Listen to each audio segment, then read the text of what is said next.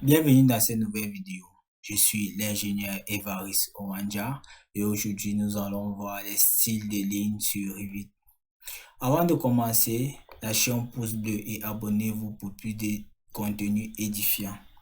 Les styles de lignes sur Revit sont utilisés par différents éléments pour définir visuellement la manière dont les lignes apparaissent. Un style de ligne définit l'épaisseur, la couleur et le motif de la ligne. Pour pouvoir personnaliser les styles de ligne, il suffit de venir dans le menu Gérer, venir dans Paramètres supplémentaires.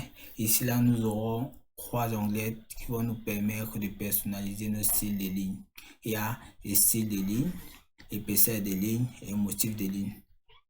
Les styles de ligne, ils vont nous permettre de pouvoir créer, modifier ou de définir certains styles de ligne.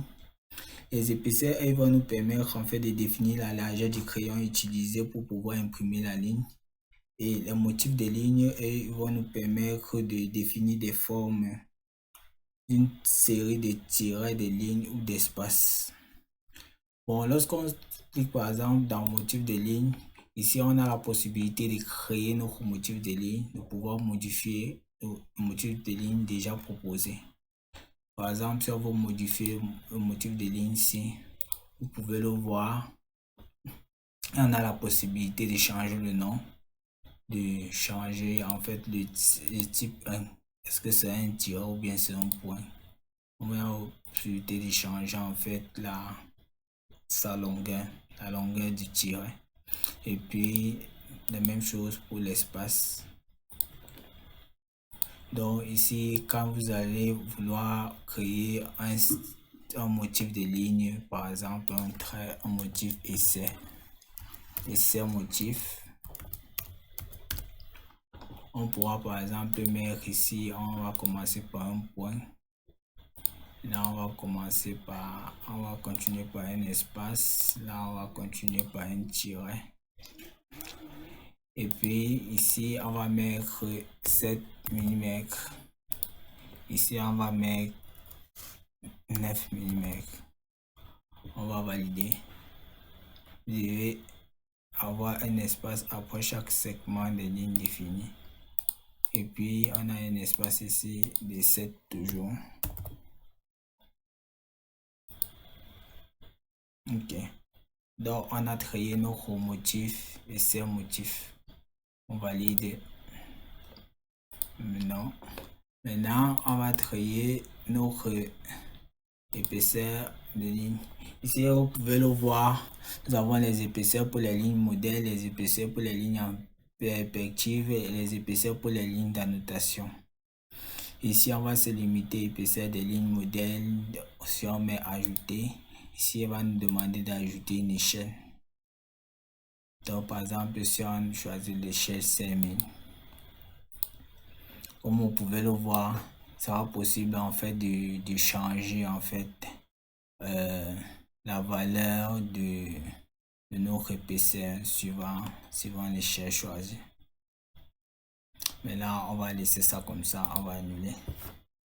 Maintenant dans style de ligne, il nous sera en fait demandé ici là de créer notre style de ligne en appuyant sur nouvelle.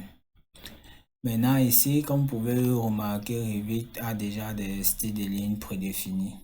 Ici avec des accolades, ici avec les symboles supérieurs et inférieurs. Ils sont ceux par défaut, ils ne peuvent ni être supprimés ni être modifiés. Donc ici on va venir dans nouveau, on va mettre essai style. On va mettre ligne. Ok, on va mettre ça de couleur bleu clair.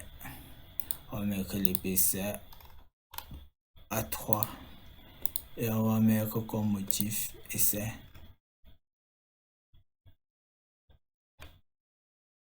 Essai motif. On va appliquer.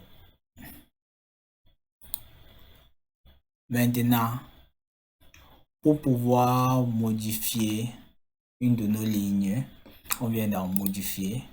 On vient ici là dans l'onglet trait. Et puis, vous voyez cette option style de ligne vient d'apparaître.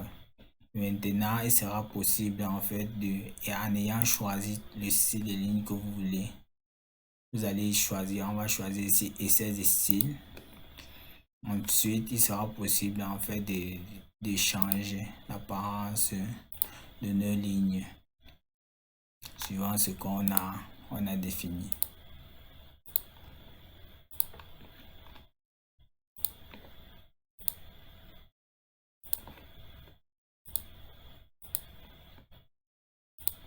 Si on prend par exemple ici, ligne cachée, on met ici, on met là. On part ici la ligne épaisse, on met là, on met là. Ouais, ça devient épais.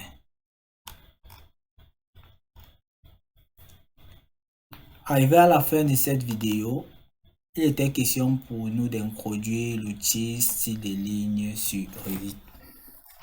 En somme, les styles de ligne vont nous permettre de pouvoir définir des épaisseurs, la couleur ou le motif d'une ligne, soit en choisissant un modèle déjà défini sur Revit, soit en personnalisant notre propre style de ligne.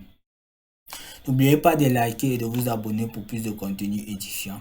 Pour toute incompréhension, pour toute question, pour toute difficulté, veuillez les laisser en commentaire. Merci pour votre aimable attention et à très bientôt pour une nouvelle vidéo.